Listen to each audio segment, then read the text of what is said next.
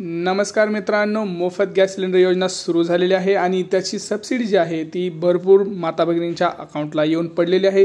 कोणाला 500 रुपये मिळत आहेत तर कोणाला 830 रुपये। परंतु याच्यामध्ये सगळ्यात महत्त्वाचे 3 ते 4 प्रश्न असे आहेत जे आपण पुढे कव्हर करणार आहोत।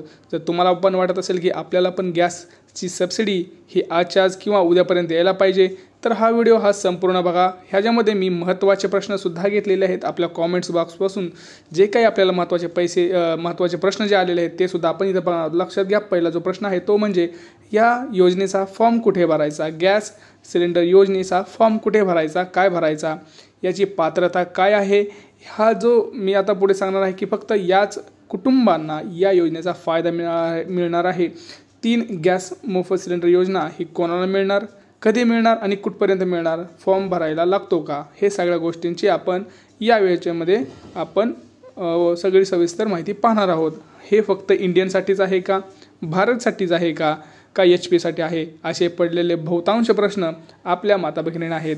पुरुषाच्या नावावर कनेक्शन आहे, काय करायचं आहे, आपलं 1 जुलैच्या नंतरचं माझं कनेक्शन आहे, काय करायचं, ह्या सगळ्या प्रश्नांची उत्तरं आपण या व्हिडिओमध्ये देणार आहोत। यातच आपण शेवटला हे सुद्धा पाहणार आहोत की किमतीमध्ये वाढ झालेली आहे, सिलेंडरच्या किमतीमध्ये सुद्धा वाढ झालेली आहे, ती किती रुपयाने झालेली आहे हे सुद्धा आपण पाहणार आहोत। त्यामुळं ही महत्त्वपूर्ण व्हिडिओ असणार आहे त्यांच्यासाठी ज्यांना गॅस सिलेंडर योजनेचे पैसे मिळालेले नाहीत आणि गॅस सिलेंडरचे पैसे किती वाढले हे जाणून घ्यायचं असेल तर संपूर्ण व्हिडिओ नक्की पहा।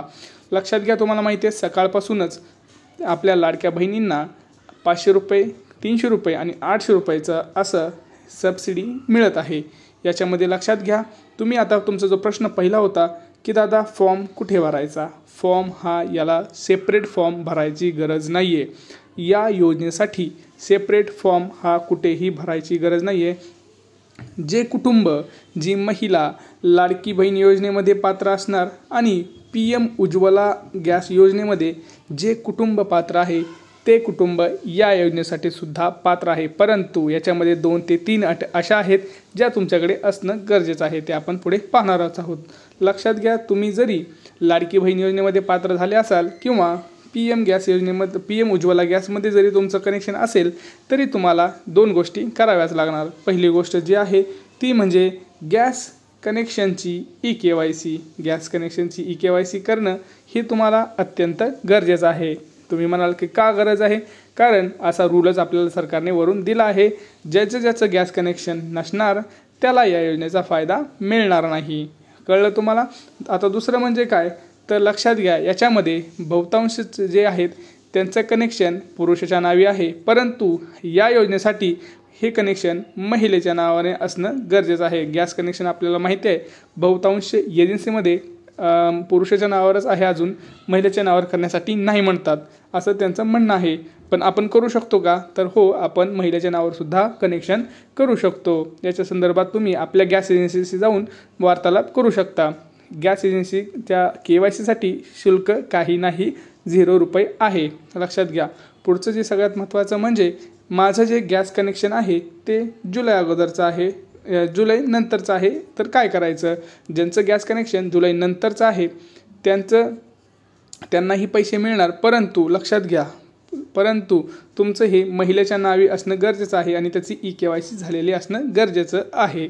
आणि ज्यांचं रेशन कार्ड एक कुटुंबामध्ये समजा एकच रेशन कार्ड आहे तर एका रेशन कार्डवरती 3च गॅस सिलेंडर मिळणार आहेत। भलेही तुमच्या रेशन कार्डमध्ये कितीही कुटुंबाची नावे असू द्या, म्हणजेच तुम्ही 2 भाऊ जरी सेपरेट राहत असाल आणि तुमचं दोघांचं एकच रेशन कार्ड असेल तर दोघांपैकी एकाच कुठल्याही कुटुंबाला याला योजनेचा लाभ मिळणार आहे। तुम्ही म्हणाल की मग आम्ही रेशन कार्ड सेपरेट करू, परंतु लक्षात घ्या, ज्यांचं रेशन कार्ड 1 जुलै नंतर सेपरेट केलेलं असेल अशा रेशन कार्डधारकांना या योजनेचा लाभ मिळणार नाही। लक्षात आलं?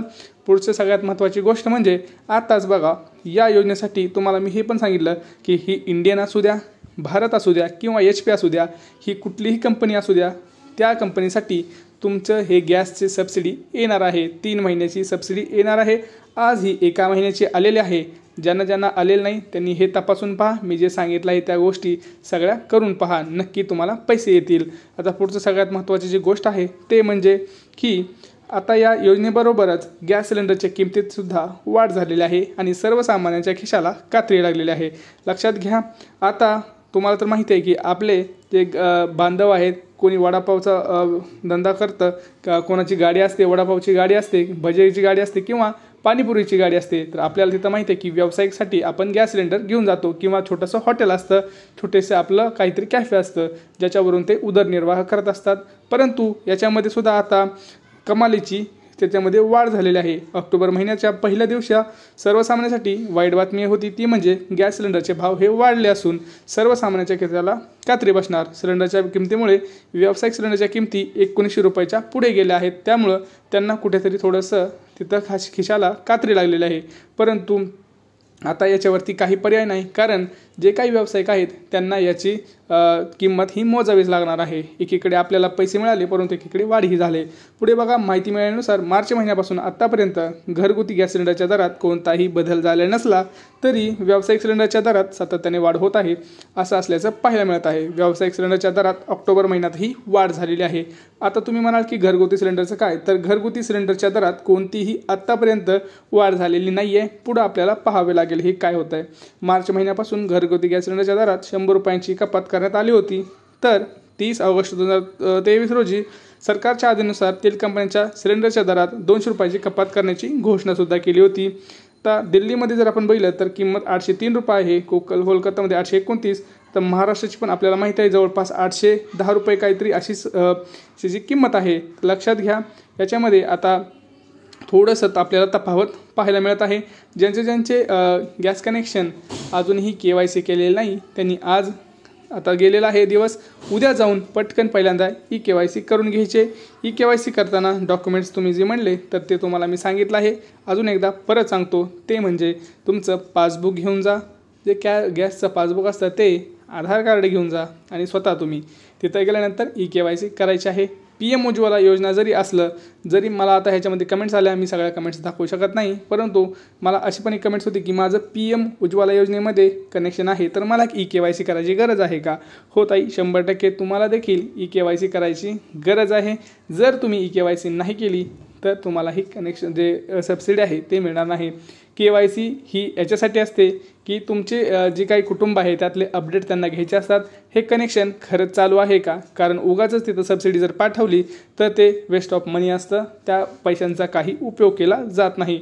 म्हणून ही KYC सध्या चालू आहे. KYC मागचं कारण तेच आहे की यांना हे चेक करायचं आहे की गॅस कनेक्शन्स खरंच चालू आहेत का, एवढे कुटुंब या योजनांचा फायदा घेऊ शकतात, एवढे कुटुंब या गॅसचे कनेक्शनचा वापर करतात का, आणि त्यामुळंच त्यासाठी त्यांना KYC करून घेणं आवश्यक असं मानलं गेलेलं आहे. आता तुमचे जे काही प्रश्न असतील, लाडकी बहीण योजना असू द्या, गॅस एजन्सी असू द्या, नाहीतर कुठलंही असू द्या, गॅस कनेक्शन असू द्या, गॅस सबसिडी असू द्या, तुम्ही आपल्या कमेंट सेक्शनमध्ये नक्की कळवा. व्हिडिओ संपूर्ण पाहिल्याबद्दल धन्यवाद. भेटूया पुढच्या व्हिडिओमध्ये. तोपर्यंत जय महाराष्ट्र. असेच व्हिडिओ पाहण्यासाठी आपल्या चॅनलला सबस्क्राईब करा.